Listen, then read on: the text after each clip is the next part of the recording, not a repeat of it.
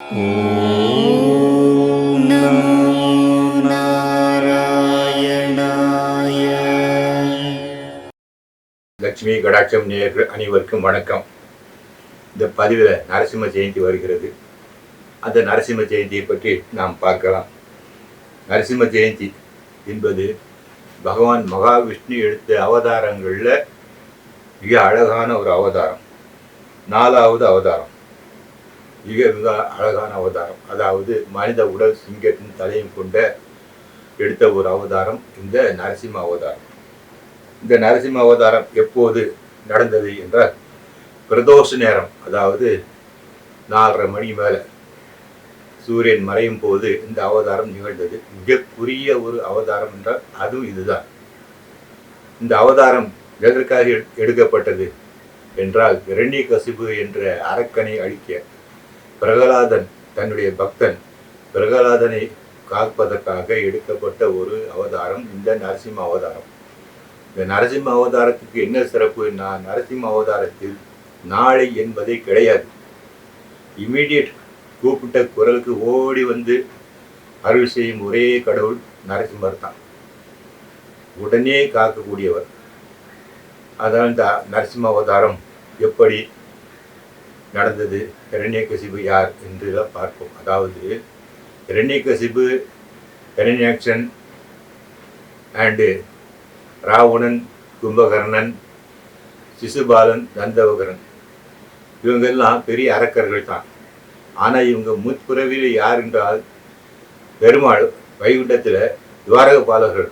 நம்ம பெருமாள் கோயிலுக்கு செல்லும் போது அந்த வாசலில் 2 பேர் பார்ப்போம், ஜெயன் விஜயன் என்று. அவர்கள் தான் இந்த அரக்கர்கள் எல்லாம், துவாரகபாலகர்கள். ஒரு நாள் சனகாதி முனிவர்கள் பெருமாளை தரிசிக்க வரும்போது இவர்கள் தடுக்கிறார்கள். யாரை? இந்த 2 பேரும் செல்ல விடாதான் தடுக்கிறார்கள். உடனே அந்த முனிவர்கள் சாபம் கொடுத்து விட்டனர், நீங்கள் பூமியில் அரக்கர்களாக பிறக்க கடவுது என்று. அதன்படிதான் இவர்கள், அதாவது இரண்யன், ஹிரண்யாக்ஷன், ராவணன், கும்பகர்ணன், சிசுபாலன், தந்தவகரன் பிறக்கிறாங்க. வச்சுவிடுங்க. அந்த 3 பிறவில் நீங்கள் பகவானை எதிர்த்தால் நீங்கள் மீண்டும் பகவான் திருவடியை அடையலாம் என்பது அந்த சாபத்தின் நோக்கம். எனவே அந்த 3 பிறவிகளும் இவர் பகவானை எடுத்துக்கொண்டே இருப்பார்கள். பகவானை பற்றி எதிர்த்து பேசிக்கொண்டிருப்பது இவர்கள் வழக்கம். அதனால் இவர்கள் அந்த பிறவி எடுத்தார்கள். இதில் கிருதா யுகத்தில் நடந்தது இரண்யன், ஹிரண்யாக்ஷன். திரேதா யுகத்தில் ராமர் வாழ்ந்த காலத்தில் ராவணன், கும்பகர்ணன். கண்ணன் வாழ்ந்த காலத்தில் யாருன்னா இவர் சிசுபாலன், தந்தவகரன். இப்போ ஹிரண்யகசிபு யார் என்றால் ஒரு பெரிய அரக்கன், கடவுளே இல்லை என்பவன். அவர் என்ன செய்தார்னா, காட்டுக்கு போய் தவம் செய்து, தவம்னா நம்ம மாதிரி லேசு அந்த கோயிலில் போய் உட்காந்து 10 நிமிஷம் அந்த முத்திரையை வச்சுக்கிட்டு உட்காந்துரும். மனசில் 1000 எண்ணங்கள் ஓடிக்கிட்டே இருக்கும். அது மாதிரிலாம் கிடையாது, தியானம் தான். அது பயங்கரமாக ஆயிரக்கணக்கான ஆண்டுகள் தவம் செஞ்சால் தான் பகவான் காட்சி கொடுப்பாரு. அது மாதிரி இந்த இரண்யகசிபு காட்டுக்கு போய் ஆயிரக்கணக்கான ஆண்டுகள் தவம் செய்து, பிரம்மாவை நோக்கி தவம் செய்து ஒரு வரம் பெறுகிறார். அந்த வரம் எப்படி? இரவிலும் பகலிலும் மரணம் நேரக்கூடாது, காலையிலும் மாலையிலும் எல்லாமோ கேட்டிருக்காரு. வீட்டுக்கு வெளியிலும் வீட்டுக்கு உள்ளேயும் எந்த ஆயுதங்களாலும் உயிருள்ள பொருள் மற்றும் உயிரற்ற பொருள், ஆகாசத்திலும் பூமியிலும் மரணமே நேரக்கூடாது என்று நிறைய வரங்கள் கேட்குறார். இவங்கெல்லாம் ரொம்ப படித்தவங்க, பகவானையே கார்னர் பண்ணக்கூடிய அளவுக்கு நல்ல அறிவு படித்தவங்க. அது மாதிரி சரி, இன்னும் பிரம்மா வரம் கொடுத்துறாரு, மனிதன் மிருகத்தாலும் அழிவு வரக்கூடாது என்று நிறைய வரம் கேட்க போய் சரின்னு கொடுத்துட்டு போயிடுறாரு. அதன் பிறகு இவர் என்ன பண்ணுறாரு, இரண்யகசிபு நிறைய அட்டுழியம் பண்ணுறாரு. தேவர்கள் தொல்லை கொடுத்துக்கிட்டே வர்றாரு. எல்லாரும் ஹிரண்யா நமக என் பேரை தான் சொல்ல வேண்டும், அந்த மகாவிஷ்ணு இல்லை அவன் பேர் சொல்லக்கூடாது, வேதங்கள் படிக்கக்கூடாது, இன்னும் நிறைய ஆர்டர், யாகம் பண்ணக்கூடாது என்று நிறைய ஆர்டர். எல்லாரும் என் பேர் தான் சொல்லணும், நான் தான் படைப்போம், நான் தான் காப்பது, கடவுளே நான் தான் சொல்லிட்டாரு. இந்த அளவு பண்ணிட்டு வரும்போது தான் இவருக்கு ஒரு பிள்ளை பிரகலாதன். பிரகலாதன் யாருன்னா இவருக்கு நேர்மார். அவர் எப்படின்னா எப்போதும் கடவுள் தான், கடவுள் நாமம் தான் உச்சரிக்கிறது. தூங்கும் போதும் சரி, சாப்பிடும் போதும் சரி, எல்லாம் அந்த பகவான் திருநாமத்தை தான். அவரை கொண்டு போய் குருகுலத்தில் விட்டாரு. அந்த குருகுலத்தில் உள்ளவர்கள் ஓம் இரண்யாய நமக சொல்லி கொடுத்தால் இவர் வந்து எல்லாத்தையும் மறந்து விட்டு ஓம் நாராயண நமக இதன்னு சொல்லிட்டு இருந்தார்.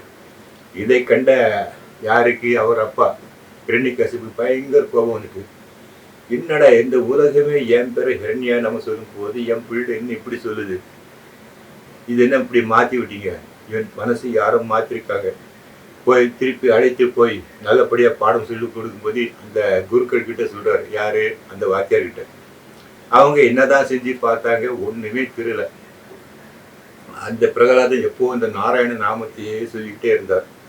இதனால் மிகவும் கோபமாகிட்டு ஹிரண்யகசிபுக்கு என்ன செஞ்சாருன்னா, அந்த பையனை கொன்றணும், எப்படியாவது கொல்லணும்னு மலையிலே இருந்து உருட்டிடுவது, கடல்ல போய் தள்ளுவது, இது மாதிரி நிறைய பாம்புகளை விட்டு கடிக்க சொல்வது, தீயில் விடுவது, இது போன்றெல்லாம் நிறைய ஹிம்சையை கொடுத்தார். இந்த துன்பங்கள் தாங்க முடியல. கடைசியில எல்லா விஷயத்திலும் அந்த பிரகலாதன் பகவான் நாமத்தை சொல்லிட்டே தப்பிச்சு வந்தார். இறுதியாக அந்த பையனை கொல்வதற்காக விஷம் கலந்த பாலை கொடுத்து கொள்ள வேண்டும் என்று தன் மனைவிட அந்த பாலை கொடுக்கும்படி சொல்ல, அந்த பிரகலாதன் அதை அந்த பகவான் நாமத்தை சொல்லி பிடித்தார். அவருக்கு ஒன்றுமே ஆகவில்லை. அதிலிருந்து தப்பித்து விட்டார் பிரகலாதன். அப்போதுதான் அவருக்கு பயங்கர கோபம் வந்து ஹிரண்யகசிபு கேட்கிறார், நாராயணன் இங்கே இருக்கிறார், நாராயணன் சொல்றிய உங்க நாராயணன் இங்கே இருக்கிறார், உன்னை இவர் தூணிலும் இருப்பார், துரும்பிலும் இருப்பார், நீ சொன்ன சொல்லிலும் முடன் இதான் நிறைய சொல்லுவார். சரி, அப்போ ஹிரண்யகசிபு இங்கே இருக்கிறாரா, இந்த தூண்ல இருக்கிறாருன்னு கேட்கிறாரு. அந்த தூண் யாரு? அந்த ஹிரண்யகசிபு பார்த்து பார்த்து கட்டிய தூண். அழைஞ்சிட்ட தூணை அவன் தட்ட ஆங்கிய வளர்ந்துட்டு வள்ளியூர் சிங்க உருவாயின்னு அவன் கட்டின தூண். அந்த தூண் அழைஞ்சிட்ட தூண். ஒரே தாக்குற கதையால் ஒரே அடிக்கிறாரு. அவ்வளவுதான். அங்கே இருந்து தீர்ப்பிளம்பா நரசிம்மன் வரார். சிங்கத்தின் தலை மனித உடல் கொண்டு நெருப்பு பொரிய வர்றாரு. வளைஞ்சிட்டு வள்ளியூர் சிங்க உருவாய். அவ்வளவுதான்.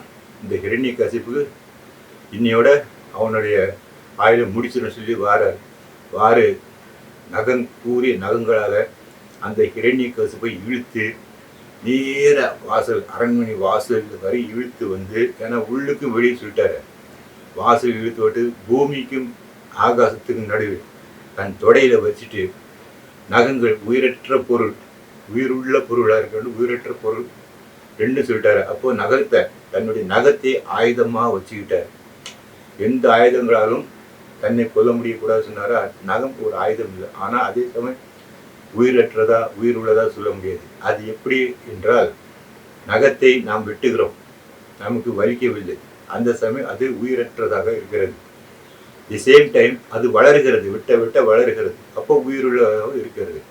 பகவான் அதையே வச்சு நகத்தால் அவன் நெஞ்சை கீறி, விழுந்துட்டு ஹிரண்யன் உன் மார்பகலம், விழுந்துட்ட கைகளால் சப்பானி, மார்பை கீறி அந்த ஹிரண்யகசிபை கொண்டு அந்த உக்கிரமா இருக்கிறார். அதன் பிறகு ரொம்ப உக்கிர வடிவமாக இருக்கிறார் சொல்லி எல்லா தேவர்கள் 30 கோடி தேவர்கள் வந்து சாந்தப்படுத்துறாங்க. அவங்களால முடியலை. கடைசி பிரகலாதன் சொன்னாதான் சாந்தப்படுத்த முடியும்னு பிரகலாதன் பக்கத்தில் போய் அந்த நரசிம்ம வடிவத்தை, அந்த நரசிம்மரை சாந்தப்படுத்துறாரு. மகாலட்சுமி மடியில வச்சுட்டு லட்சுமி நரசிம்மரை காட்சி கொடுக்குறாரு. இந்த லட்சுமி நரசிம்மரை நாம் தரிசித்தோமானால் நமக்கு எல்லா நன்மைகளும் உண்டாகும். அவர் பக்தனுக்கு சாந்தம் இருப்பார், துஷ்டர்களுக்கு நல்ல உக்கிரம் இருக்கக்கூடிய கடவுள். அவரை வணங்கினால் நம்முடைய ஏவல், பில்லி, சூன்யம் எல்லாமே விலகும். நரசிம்ம ஜெயந்தி அன்று சாயங்காலம் தொழுவது மிக நல்லது. பிரதோஷ நேரத்தில் நாம என்ன பண்ணணும்? காலையிலே எழுந்து குளிச்சுட்டு முடியுமானால் விரதம் இருக்கலாம். விரதம் இருக்க முடியுமானால் விரதம் இருப்பது மிகவும் சிறப்பு. அப்படி இல்லை என்றால் லைட்டாக ஆகாரம் எடுத்துக்கொண்டு கூட நாம் இருக்கலாம். சாயங்காலம் பிறகு நாம் பூஜை செய்த பிறகு நாம் சாப்பிடலாம். நாம் எல்லோரும் வீட்டில் அடிக்கடி இந்த நரசிம்ம பூஜை எல்லா வருஷமும் பண்ணுறோம். அதுபடி அவங்க வீட்டில் என்னென்ன பண்ணுவாங்க அந்த இஷ்டப்படி நாங்கள் பண்ணலாம். நெய்வேத்தியம் எல்லாம் பண்ணோம். சர்க்கரை பொங்கல், நமக்கு என்ன தொழிலாம் நெய்வேத்தியம் வச்சு பானகம் மிக முக்கியம். பானகம் மிக முக்கியம் நரசிம்மருக்கு.